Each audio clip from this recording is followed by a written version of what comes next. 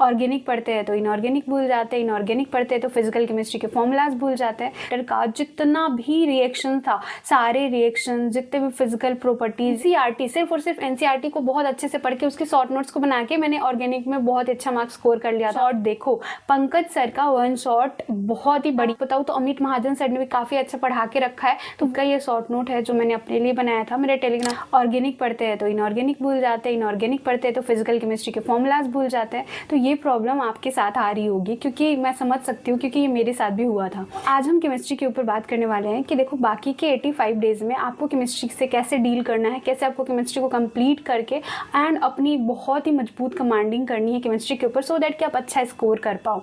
ठीक है, तो देखो आपको भी पता है कि अभी 85 डेज हैं एंड आप लोगों को तो ऐसा लग रहा होगा कि यार अब तो नहीं हो सकता है, गिव अप कर देते हैं, नहीं हो पाएगा, बहुत सारे बच्चे तो बहुत अच्छा कर रहे हैं, हम तो कुछ नहीं कर पा रहे, तो हमारा सिलेक्शन कैसे होगा। लेकिन द ओनली डिफरेंस, जो जिनका सिलेक्शन होगा और जिनका सिलेक्शन नहीं हो पाएगा, मतलब आपका जो ऐसा गिव अप करने का सोच रहे हैं, तो उनके बीच में ये डिफरेंस है कि जो मेहनत कर रहे हैं ना वो कंसिस्टेंट है, वो लगे हुए हैं, भले उनके मार्क्स इंक्रीज नहीं हो रहे हैं, उनको भी ऐसा लग रहा होगा किसी पॉइंट पे जाके कि यार इतना मेहनत कर रहा है बट फिर भी हमारा मार्क्स मॉक टेस्ट में इंक्रीज नहीं हो रहा है, लेकिन उनका माइंडसेट ऐसा है कि नहीं हमें चलते रहना है, हमें करते रहना है, मेहनत को रोकना नहीं है। तो यही चीज उनको अपनी मंजिल तक और पहुंचाने में हेल्प करेगी। लेकिन आप लोग क्या कर रहे हो कि फटाक से गिव अप करने का सोच लेते हो कि यार छोड़ देते हैं, नहीं होगा, अब तो बहुत कम दिन बचा है। देखो लास्ट तक आपको अपनी तरफ से एफर्ट्स लगाते रहना पड़ेगा। बहुत बार ऐसा होता है नंबर नहीं इंक्रीज होते, आपको क्या करना, आपको भी अपनी तरफ से मेहनत लगाते रहनी है। अगर आपको लग रहा है कि यार अब तो बहुत ज्यादा बैकलॉग हो गया है, कोई नया बैच ही ज्वाइन कर लेते हैं जहाँ से पढ़ना आसान हो जाएगा और जहाँ से हम सिलेबस को अच्छे से कंप्लीट कर पाएंगे, तो देखो पीडब्ल्यू आपके लिए नए बैचेस लेके आ गया है। आप PW NEET ultimate crash course लेके आया है, वो ज्वाइन कर सकते हैं ड्रॉपर स्टूडेंट। अगर आप लोग में से कोई लोग नीट 2026 की अभी से प्रिपरेशन स्टार्ट करना चाहते हैं तो क्लास 11th वाले स्टूडेंट के लिए अर्जुना नीट बैच आ चुका है, क्लास 12th के लिए लक्ष्य नीट बैच, एंड जो ड्रॉपर स्टूडेंट है उनके लिए भी यकीन बैच लॉन्च किया गया है। तो आप इन सारे बैचेस को ज्वाइन कर सकते हो। यहाँ पे आपको डीपीपी मिल जाएंगे और जो भी आपके वीडियो लेक्चर्स होंगे उन सारे वीडियो लेक्चर्स का यहाँ पे आपको पीडीएफ नोट्स भी प्रोवाइड करा जाएगा। शेड्यूल टेस्ट भी होगा सो दैट कि आप अपने आप को एनालाइज कर पाओ और अपनी गलतियों पे काम कर पाओ। ठीक है, तो ये सारी चीजें आपको इन सारे बैचेस में मिल जाएंगे। सारे बैचेस के अलग से आपको मॉड्यूल भी प्रोवाइड करे जाएंगे। ठीक है, तो ये बैचेस ज्वाइन कर लो एंड मेरा कूपन कोड यूज कर सकते हो आप MS150, सो दैट कि आपको इंस्टेंट डिस्काउंट भी मिल जाएगा। एंड ये जो मेरा कूपन कोड है ये जेई और बोर्ड वाले बच्चे भी यूज कर सकते हैं। तो इन सारे बैचेस के लिंक आपको नीचे डिस्क्रिप्शन बॉक्स में मिल जाएगा, go and check it out. देखो केमिस्ट्री में 3 पोर्शन है as you know, physical, inorganic and organic. ये तीनों पोर्शन अलग अलग होने के कारण ये और ज्यादा डिफिकल्ट लगने लगता है हमको कि तीनों पोर्शन को हम कैसे स्ट्रॉन्ग करें, कैसे हम इसमें अच्छा स्कोर कर पाएंगे। तो देखो केमिस्ट्री में ना फिजिकल केमिस्ट्री वाला जो पार्ट है ये तीनों को अगर डिवाइड करें मार्क्स के बेसिस पे तो यहाँ पे भी 60 मार्क्स के क्वेश्चन आते हैं एंड यहाँ पे भी 60 एंड यहाँ पे भी 60 मार्क्स के क्वेश्चन पूछे जाते हैं। ठीक है, तो इन तीनों पोर्शन में अगर देखें कि सबसे आसान कहाँ है जहाँ पे हम बहुत अच्छे से स्कोर कर पाएंगे, देखो सबसे आसान जो है ना वो स्कोरिंग है इनऑर्गेनिक केमिस्ट्री। ठीक है, इनऑर्गेनिक केमिस्ट्री में आपको कुछ भी दिमाग लगाने की जरूरत नहीं है। फिजिकल केमिस्ट्री में तो आपको कैलकुलेशन भी करना पड़ता है, आपको न्यूमेरिकल्स भी बनाना पड़ता है, लेकिन इनऑर्गेनिक केमिस्ट्री एकमात्र ऐसा है जहाँ पे सिर्फ और सिर्फ आपको याद करना है। आपकी अगर मेमोरी पावर अच्छी है, आपको चीज़ें जल्दी याद होती हैं, तो आप ये बहुत अच्छे से स्कोर कर पाओगे और 60 में आप 50 तो ईजिली स्कोर कर ले जाओगे। तो इसके लिए आपको क्या करना है, आपको एनसीईआरटी पे अपनी पकड़ बनानी पड़ेगी, क्योंकि ऑल द क्वेश्चंस, सारे के सारे क्वेश्चंस एनसीईआरटी से ही आने वाले हैं।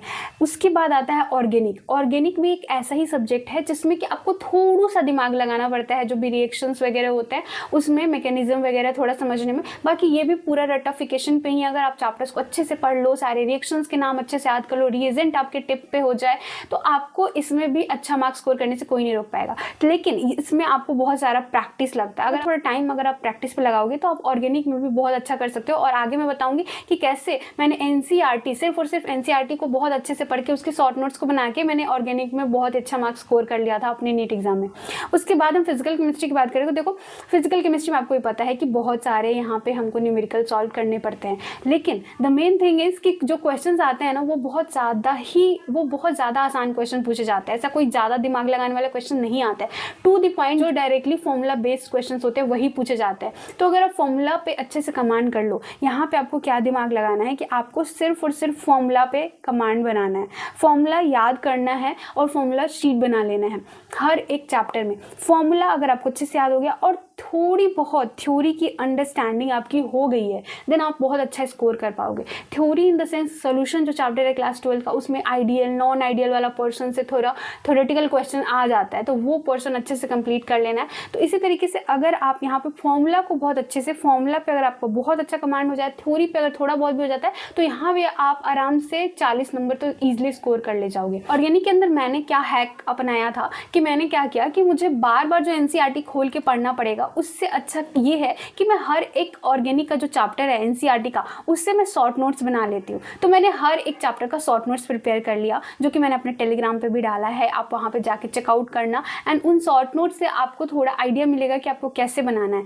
उन शॉर्ट नोट्स में मैंने हर एक चैप्टर का जितना भी रिएक्शन था, सारे रिएक्शन, जितने भी फिजिकल प्रॉपर्टीज, जितने भी केमिकल प्रॉपर्टीज, हर चीज़ मैंने लिख लिया था। मतलब लाइन टू लाइन मैंने एनसीईआरटी पढ़ा था, देन उसको प्रिपेयर किया था। तो एनसीईआरटी का ऐसा कोई भी लाइन नहीं बचा था जहाँ से कि एग्जाम में क्वेश्चन आ सकता है और मैंने वो चीज़ उस पेज पे ना लिखी हो। तो वो सारे पेजेस मैंने हर एक चैप्टर का प्रिपेयर कर लिया था। मैंने अपने टेलीग्राम पे भी अपलोड करा है कुछ चैप्टर का, तो वो जाके आप देखना, टेलीग्राम का लिंक आपको नीचे डिस्क्रिप्शन बॉक्स में मिल जाएगा, तो वहाँ से आपको आइडिया मिलेगा। एंड वो चीज़ आपको बना लेनी है। देखो उसमें ज़्यादा समय नहीं लगता है। आपको सबसे पहले क्या करना है, अगर आपने अभी तक ऑर्गेनिक केमिस्ट्री स्टार्ट नहीं करा है, वन शॉट देखो, पंकज सर का वन शॉट बहुत ही बढ़िया है, बहुत ही अच्छा है। वहाँ से मैंने खुद भी रिवाइज किया था अपने टाइम पे, तो वो जाके तुम वन शॉट देख सकते हो, या फिर किसी और टीचर का तुमको अच्छे से समझ आ रहा है। तो देखो यहाँ पे ना 1 2 3 4 5 6 चैप्टर है, मात्र 6 चैप्टर्स में मैं बताऊं, अगर आप अच्छे से करने जाओ, बाय हार्ट करने जाओ ना, तो 1 मंथ से ज़्यादा नहीं लगेगा।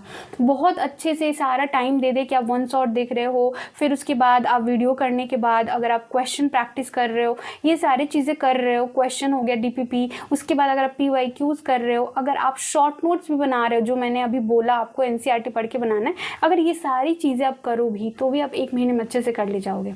तो वो शॉर्ट नोट्स बहुत ज़्यादा आपको हेल्पफुल हो सकता है, क्योंकि देखो जो टीचर्स जो ऑर्गेनिक के नोट्स बनवाते हैं ना क्लासरूम में, वो इतने बड़े बड़े नोट्स हो जाते हैं, इतने ज़्यादा लेंदी दिखने लगते हैं कि हम उनसे रिवाइज नहीं कर पाएंगे अपने मॉक टेस्ट के लिए या फिर मेन जो नीट एग्जाम उसके लिए। तो हमें खुद से शॉर्ट नोट बनाना पड़ेगा। तो वो चीज़ करिए, आप शॉर्ट नोट्स बनाइए, वो भी एनसीईआरटी बेस्ड बनाइए, क्योंकि क्वेश्चन जो है वो एनसीईआरटी से ही आएंगे। ठीक है, तो वो चीज़ करिए। और इसके अलावा जो इनटेक्स के क्वेश्चन होते हैं ना, इनटेक्स के जो क्वेश्चन है ऑर्गेनिक के जो एनसीईआरटी में दिए हुए हैं, वो आपको सॉल्व करना है, सो दैट कि वहाँ से क्वेश्चन आए तो आप डायरेक्टली बना पाओ, और वो आते ही आते हैं। और इनऑर्गेनिक की बात करें तो देखो, इनऑर्गेनिक में जो चैप्टर्स हैं उसमें जो मेजर चंक है वो पी ब्लॉक जो क्लास 11 का है, जो क्लास 12 का है, वो सबसे ज़्यादा है। कोऑर्डिनेशन कंपाउंड एक ऐसा चैप्टर है जो कि आपको थोड़ा समझना पड़ेगा, दिमाग लगाना पड़ेगा, चीज़ें याद करनी पड़ेंगी। ठीक है, तो ये चीज़ आपको थोड़ा याद करना है। डी एंड एफ ब्लॉक जो है, ये भी उसी तरीके से पी ब्लॉक की तरह याद करने वाला चैप्टर है। तो इन सारी चैप्टर्स का आपको पी ब्लॉक, डी ब्लॉक, इन सारी चैप्टर्स का आपको शॉर्ट नोट बनाना है। उसके बाद आता है मेन चैप्टर जो इनऑर्गेनिक का एकदम बेस बनाता है, वो है पीरियोडिक टेबल वाला चैप्टर और केमिकल बॉन्डिंग। तो केमिकल बॉन्डिंग एक इकलौता ऐसा चैप्टर है जिससे कि सबसे ज़्यादा नीट में क्वेश्चंस आते रहे हैं। तो केमिकल बॉन्डिंग में ऐसा है कि आपको चीज़ें याद भी करनी है, आपको चीज़ें समझनी भी है। तो केमिकल बॉन्डिंग और पीरियोडिक टेबल चैप्टर का आपको शॉर्ट नोट, आपको वन शॉर्ट वीडियो से देख के इन चैप्टर को बहुत अच्छे से समझ लेना है। मैं आपको बताऊँ तो अमित महाजन सर ने भी काफ़ी अच्छा पढ़ा के रखा है, तो वो सारे वीडियोस भी देख सकते हो आप। काफ़ी सारी चीज़ आपको बहुत अच्छे से समझ आ जाएगी। तो सबसे पहले इनऑर्गेनिक स्टार्ट करने जा रहे हो तो सबसे पहले पीरियोडिक टेबल वाला चैप्टर करना, देन केमिकल बॉन्डिंग वाला चैप्टर पे जंप करना। उसके बाद तुम्हें पी ब्लॉक करना है, उसके बाद डी एफ ब्लॉक करना है, एंड देन लास्ट में कोऑर्डिनेशन कंपाउंड वाला चैप्टर आप कंप्लीट करके पूरा इनऑर्गेनिक केमिस्ट्री को कंप्लीट कर सकते हो। देखो कोऑर्डिनेशन कंपाउंड में तुम्हें थोड़ा वहाँ पे कैलकुलेशन भी करना पड़ता है एंड बहुत सारी चीज़ें समझने वाली भी हैं, तो उसको थोड़ा पेशेंस के साथ और अच्छे से समझोगे तो समझ आ जाएगा। तो इन सारी चीज़ों को तुमको वन शॉट से देखना है। तुम अगर हाथ पे गिनो तो ये 5 चैप्टर करना कितना ही दिन लगेगा। तुम लोग खुद से डीले कर रहे हो, खुद से मेहनत नहीं करना चाह रहे, टाइम नहीं देना चाह रहे चीज़ों को। अगर तुम टाइम दोगे, एक अपना बना लोगे शेड्यूल कि नहीं मुझे इतने दिन में ये वाला चैप्टर कंप्लीट करना है, तो हो जाएगा। अगर तुमने सोच लिया कि पीरियोडिक टेबल मुझे 2 दिन में खत्म करके कैसे भी करना ही है 2 दिन में विथ क्वेश्चन प्रैक्टिस, तो तुम कर ले जाओगे। लेकिन तुमको वो, अगर तुम्हारे अंदर वो माइंडसेट ही नहीं बन रहा, तुम उस चीज़ को लेकर बहुत ज़्यादा डेडिकेटेड ही नहीं हो रहे कि नहीं मुझे करना है कैसे भी, तो कैसे होगा? क्योंकि जब तक कोई चीज़, अगर हम ब्रेन को वैसा मैसेज नहीं भेजेंगे, वैसा सिग्नल नहीं जाएगा हमारे ब्रेन में कि नहीं हमें कुछ करना है, कुछ पाना है, तो नहीं चीज़ें वैसे हो पाएंगी। तो ऑर्डरली करना है, सब चीज़ प्रॉपरली करना चाहते हो, अपने ड्रीम को अचीव करना चाहते हो, तो मेहनत करो, उठो, जागो, क्योंकि अगर नहीं करोगे तो कोई और करके जाएगा एंड किसी और का सिलेक्शन हो जाएगा। तो इस तरीके से मैंने जो बोला ना, ये 5 चैप्टर, तुम 5 चैप्टर को आराम से 20 दिन के अंदर कंप्लीट कर सकते हो। 1 महीना ऑर्गेनिक में दे दो, 20 दिन, 20 से 25 दिन बहुत है इनऑर्गेनिक के लिए, बहुत ज़्यादा।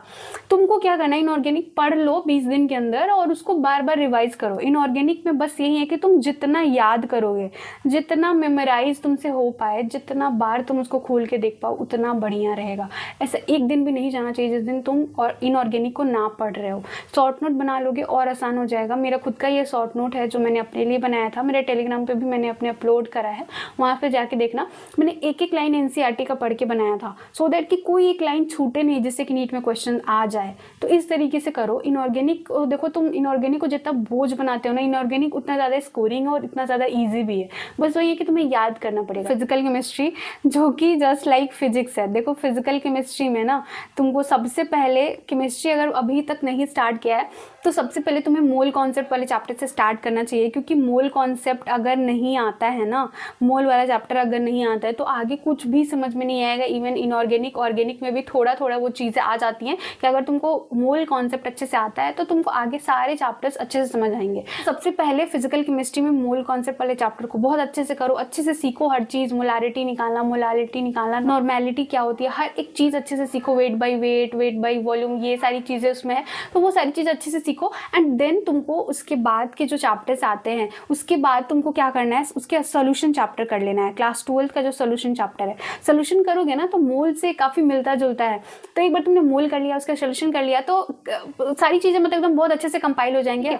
उसके बाद इक्विलिब्रियम एक ऐसा चैप्टर है जो कि हमें बहुत भारी लगता है। मैं तो बताऊँ ना, तो मेरे टाइम पे ऐसा था कि मुझे इतना ज़्यादा डर लगता था, जब तक मैंने इन चैप्टर्स को अच्छे से नहीं पढ़ा था थोरोली, तब तक मुझे ऐसा लगता था, नाम सुन के मुझे डर लगता था इक्विलिब्रियम का। इक्विलिब्रियम और थर्मोडायनेमिक्स, ये दोनों चैप्टर जो ऐसे हैं जो मुझे बहुत ज़्यादा डराते थे जब तक मैंने नहीं पढ़ा था। एक बार जब मैंने इन चैप्टर्स को पढ़ लिया ना अच्छे से, हो गया था कि बहुत ही आसान हो गया था, मुझे बहुत इंटरेस्ट आने लगा था। वो सॉल्युबिलिटी निकालना, वो सारी चीज़ें इक्विलिब्रियम वाले चैप्टर में बहुत मज़ा आता था। तो वो चीज़ है कि तुम जब तक पढ़ोगे नहीं, जब तक चीज़ों को सीखोगे नहीं, दूर दूर से देखते रहोगे कि यार ये तो बहुत भारी है, ऊपर ऊपर से सुन के कि ये नाम ही बहुत भारी है तो चैप्टर कितना भारी होगा, तो ऐसा कुछ नहीं है। वो चीज़ है कि जब तक तुम पढ़ लोगे, अच्छे से समझ लोगे, तो हर चीज़ ईजी लगेगा। तो तुमको इन सारे चैप्टर्स को पढ़ना है। उसके बाद इक्विलिब्रियम करो, थर्मोडायनेमिक्स करो। सारे चैप्टर्स के लिए तुम सुधांशु सर के वीडियो लेक्चर्स देख सकते हो, क्योंकि उनके बहुत सारे अच्छे लेक्चर्स पड़े हुए हैं यूट्यूब पे, वन शॉट वाले, जो कि काफ़ी ही बढ़िया है, जिनमें उन्होंने ढेर सारे क्वेश्चन भी प्रैक्टिस कराया है। तो ऐसा नहीं है कि सिर्फ थ्योरेटिकल चीज़ें बता के वो चले गए हैं,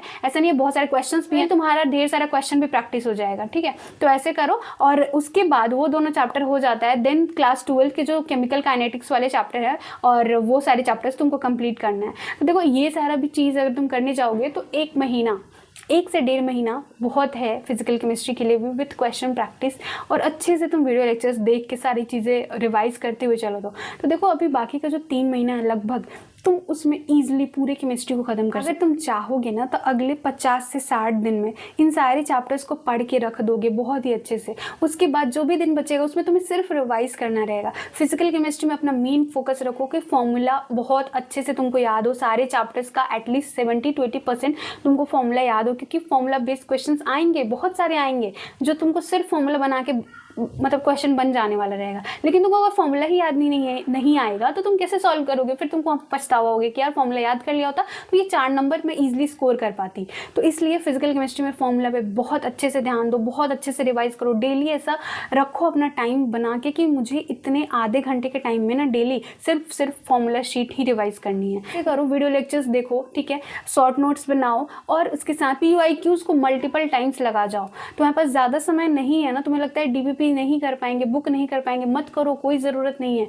तुम PYQs को मल्टीपल टाइम्स करके जाओ ना यार, तुम देखना तुम्हें खुद कॉन्फिडेंस भी आएगा कि हाँ कुछ तो क्वेश्चन सॉल्व किया है और एग्जाम में भी हो जाएगा मुझसे सॉल्व। क्योंकि जैसा PYQs में क्वेश्चन आए हैं ना, उसी ट्रेंड पे ज़्यादातर क्वेश्चन तुमको एग्जाम में देखने को मिलेगा।